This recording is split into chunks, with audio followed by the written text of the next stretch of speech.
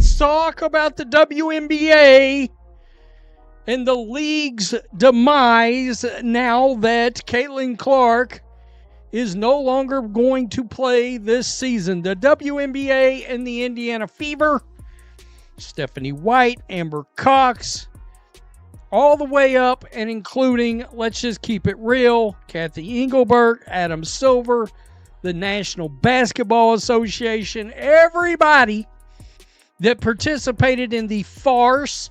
Okay, this is wild. Caitlin Clark's season is officially over, and honestly, the WNBA has no one but itself to blame. We're talking about a quad strain in May, repeated groin injuries through June and July, and then a bone bruise in August. Her body just kept breaking down. Clark's absence for the rest of the season, that's not just a personal tragedy, it's a full-blown league-wide disaster, born from absolutely lousy officiating, terrible communication, and constant blatant physical targeting of one player. Fans are absolutely fed up, demanding answers, refunds, and even calling for boycotts. And the league's response to all this? Pretty much crickets. So how on earth did they let their biggest star fall apart in just 13 games? And what in the world does Commissioner Kathy Engelbert have to say about any of this? Let us know down in the comments if you think the WNBA is entirely to blame for this mess. Let's go.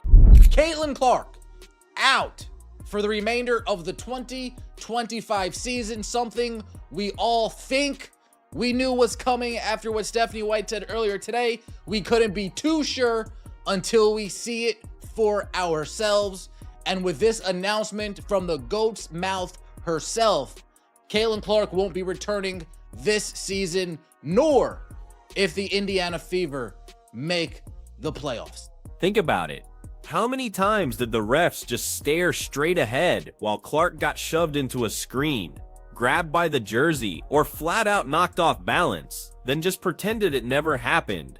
That's the part that absolutely eats at fans, because we all saw it in real time. Possession after possession, Clark was getting hammered coming off a curl, thrown into help defense, sometimes even double teamed before she even touched the ball. And the officials had so many chances to blow the whistle, right? Instead, they swallowed it, and it became this undeniable pattern that even the Washington Post ended up putting into writing. This wasn't just one team being overly physical, it was the entire league taking liberties with the player who instantly became the literal face of the sport. Well, it all started last year, in her rookie season, where she received 20% of all the flagrant fouls in the league. And most of them came from Angel Reese in the Chicago Sky. And these weren't basketball plays. They were not only fouling her, but they were getting up, laughing about it, laughing about Caitlin Clark getting assaulted. Any other work environment, people go to jail for what's going on. And what about the league's most valuable draw? The one player who carried not just her own franchise, but was responsible for half the WNBA's entire rating spike, was just left completely hung out to dry. Seriously, think about that for a second. One player was filling arenas in Dallas, Las Vegas, New York, and Chicago, and she should have been treated like the absolute investment she was. Instead, while networks were cutting record checks to broadcast her games, refs flat out refused to grant her even the basic calls that stars get every single night in every other league. What we ended up seeing was bodies flying into her off-ball hand-checking that stopped her cuts before they even started, and defensive contact that would have been a foul for literally anyone else. The WNBA and all the people that follow the WNBA and try to promote the WNBA don't understand that Caitlin Clark's game resonates with us. I say this every day, and every day I got to deal with somebody else dumb in the media. Caitlin Clark's game resonates because she's got flair, she's got flash, she's got style. I said this before, and I'll say this again. We saw Sue Bird's game. We saw Diana Taurasi's game. Kim Mulkey was Sue Bird before Sue Bird became Sue Bird. We've seen it. We haven't seen Caitlin Clark. It wasn't just annoying to watch, it was outright dangerous. Those kind of constant cheap shots don't just make a player sore, they add up over weeks, grinding on muscles that were already strained. So Clark's quad that tightened up in May, or her groin that was burning through June, those were no mystery injuries, folks. Repeated hits, twisted pivots from denied space, unprotected landings. Those are exactly the things that lead to stress injuries that never really heal without extended rest. Yet, she was forced to keep playing through all of it, because the alternative would have meant empty arenas with fans who had already bought tickets and invested their time. And last year, I noticed how much it was just Caitlin Clark. Caitlin Clark was taking all the hits. Caitlin Clark was taking all the abuse. But this year they've added Sophie Cunningham. She gets more flagrant fouls on her than anybody in the league besides Caitlin Clark. And Aaliyah Boston, she's been taking hits as well. But the worst thing is the consistency. So they don't call flagrant fouls, or most of the time, Caitlin Clark could be held for an entire game at a time. They don't call fouls. They don't call common fouls. That's why people call it.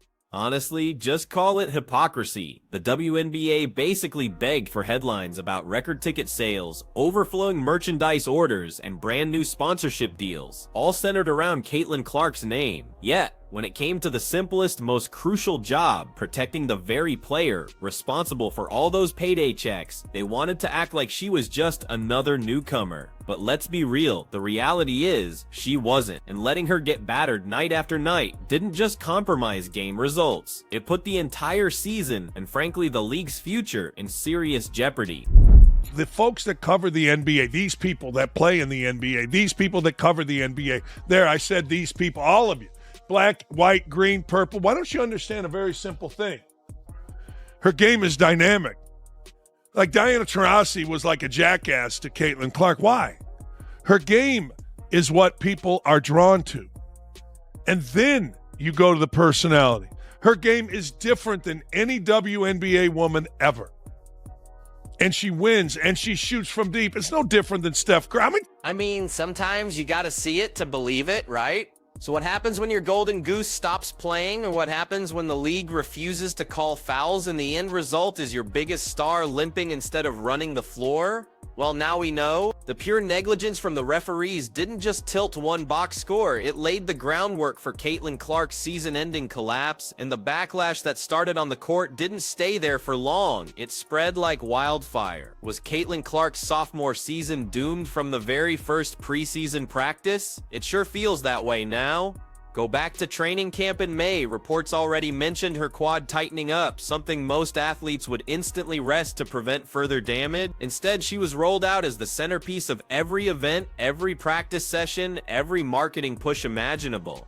Less than 2 months later, that problem escalated into a full-blown groin injury. By July, that groin became a full tear on the right side, and with that came the announcement no one wanted to hear. Clark was done for the year. The story of how we got there isn't about one single moment. It's a series of decisions that never truly gave her a chance. I mean, it's a gut punch that basically encompasses an entire season of them.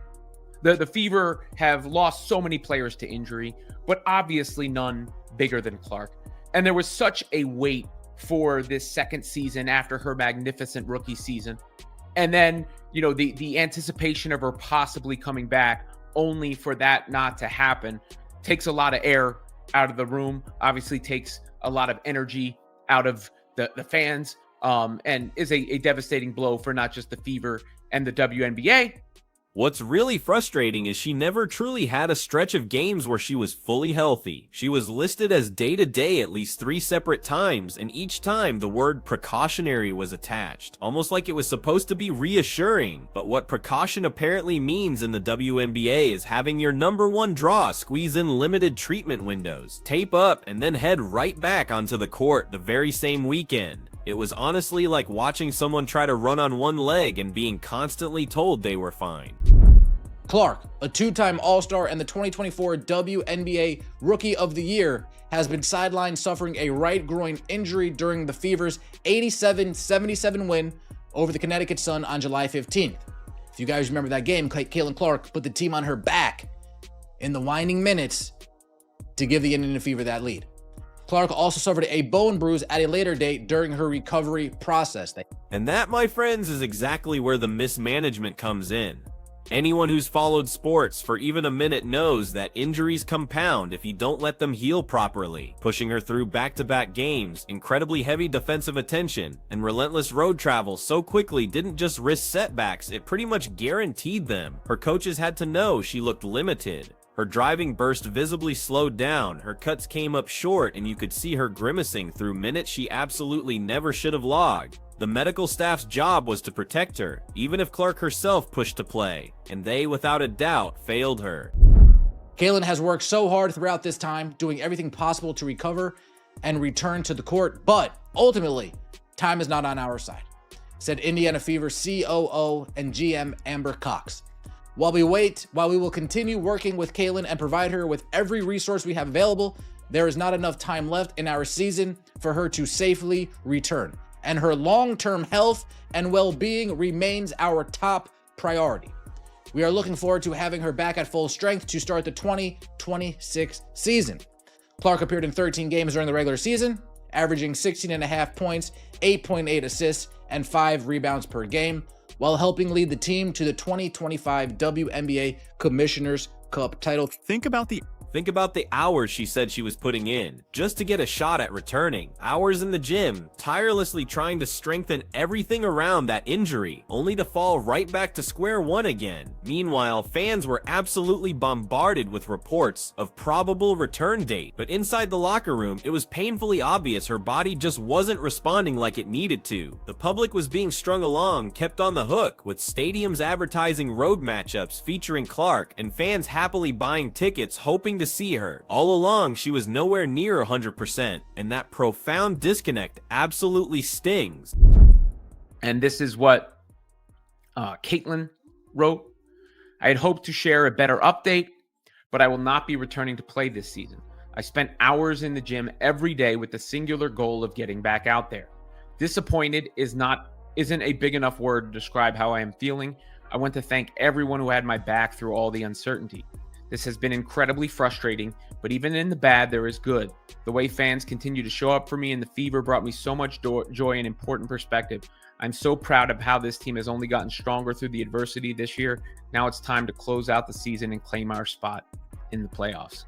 So was revenue prioritized over her health? Honestly, it's incredibly hard to see it any other way. The Fever relied on her to fill arenas. The WNBA relied on her to absolutely skyrocket television numbers. And yet, nobody, not a single person, pumped the brakes when the warning signs started flashing like crazy. As a result, Caitlin Clark didn't go down from some freak accident. She unraveled after just 13 games because of a season-long spiral of incredibly short-sighted choices. And that spiral didn't just cut her career year short, it pulled the entire financial momentum of the league straight down with it. Then came the moment Kathy Engelbert finally addressed Caitlin Clark's season-ending injury, and that's when fans realized something was seriously, fundamentally not right. Here was the commissioner of the league facing arguably the biggest player health disaster in years, and yet her statement sounded like something crafted by a corporate PR team rather than a genuine leader actually grappling with the true seriousness of what had happened. It was the very definition of sanitized vague optimism, a little nod to league growth, and absolutely no hard acknowledgments that the refereeing failures and the glaring lack of player protection played any role in what fans had just watched unfold.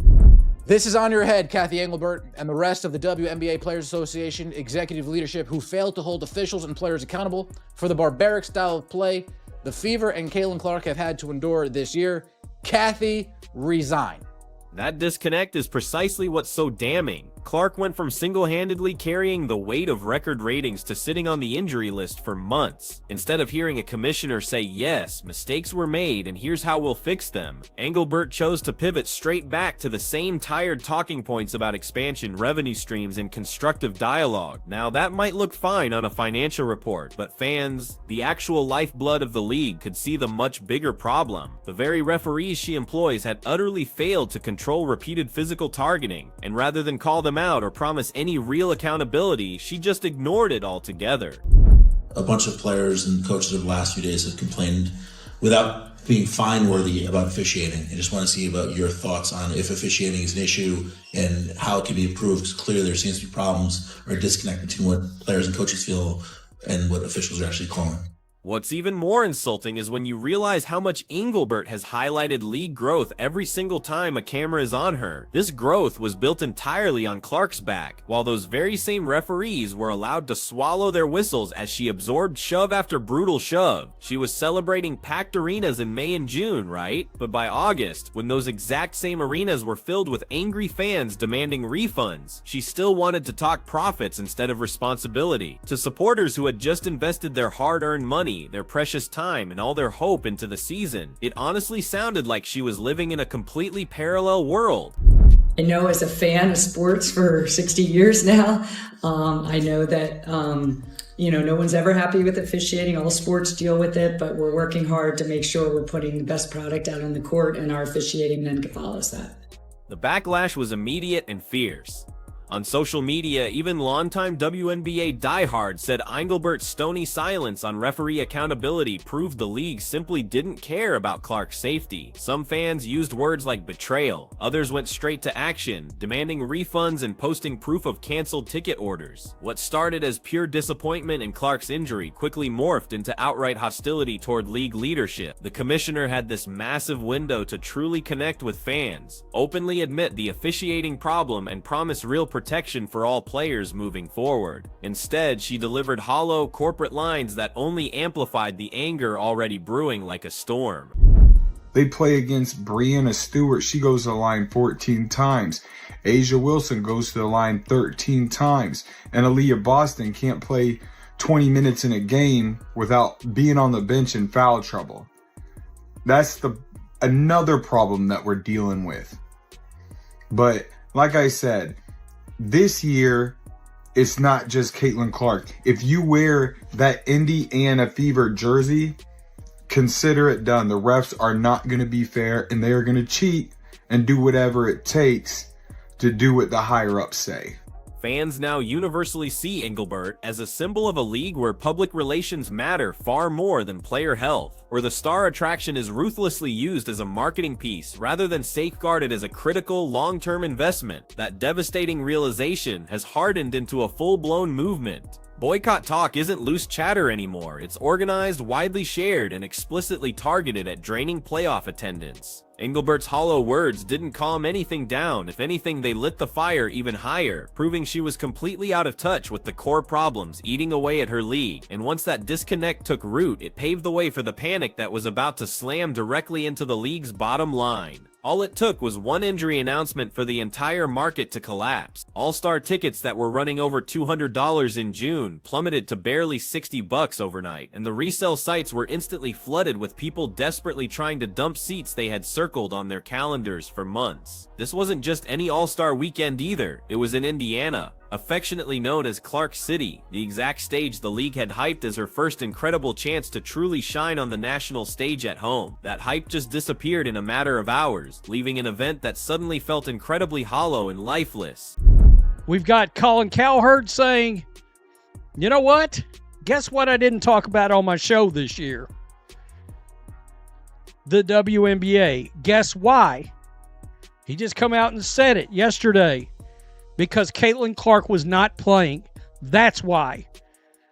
He said, I led my show, my biggest, largest national sports radio show in the country. I led my show with Caitlin Clark 6 times last year.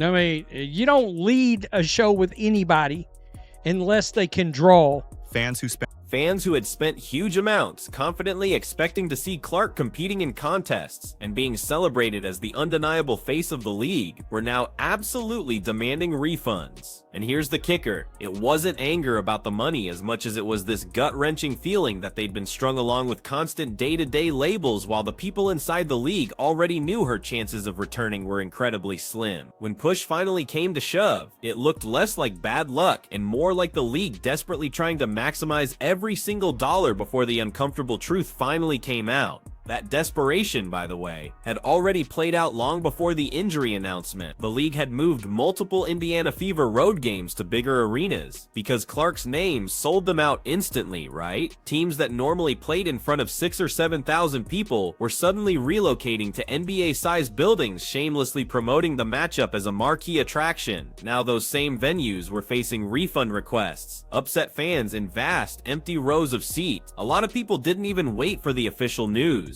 They immediately canceled or flipped their tickets the moment Clark was ruled out, and the resale value showed the sheer panic. The ticket prices, the demand fell off a cliff.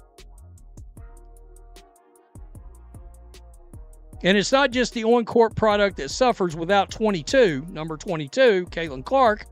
The entire weekend's economic opportunities have felt the fallout. But what really made it worse, what truly twisted the knife, was the overwhelming feeling of betrayal. Fans had genuinely believed the league's optimistic updates. They attended games under the assumption she would soon be suiting up, and they paid premium prices specifically to see her play. When those promises turned out to be completely hollow, it became painfully clear that her name had been cynically used to squeeze every last cent out of them. And just like that, trust evaporated. For the last 2 weeks, Stephanie White knew where this was going to end up. I would say for the last month or so, they kind of had a feeling where this was going to go. The main issue, another day-to-day injury that turns into a season ender. Another day-to-day injury that turns into a season ender. And if you don't call that a lack of transparency, I don't know what to call that. And the financial fallout wasn't just about ticket prices, no way. Attendance plummeted in every single city she wasn't playing in. Television networks that had gambled hundreds of hours of primetime slots on her games saw instant brutal ratings declines. Sponsors who had eagerly signed on for the Clark effect were now tied to matchups losing ground by the week. This wasn't some slow, gradual decline. This was a measurable collapse, a complete implosion that exposed just how much of the WNBA's entire momentum relied on one single player. They could have easily said 2 months, 1 to 2 months, be evaluated in the next 6 weeks. Instead, they played this day-to-day, game-time decision, probable, questionable nonsense for the last 8 weeks. And that is why fans are so pissed off for the most part. I'm not going to speak for everybody, but I know if they were upfront and didn't BS us, people wouldn't be that angry at the organization, at least not as angry as they are now.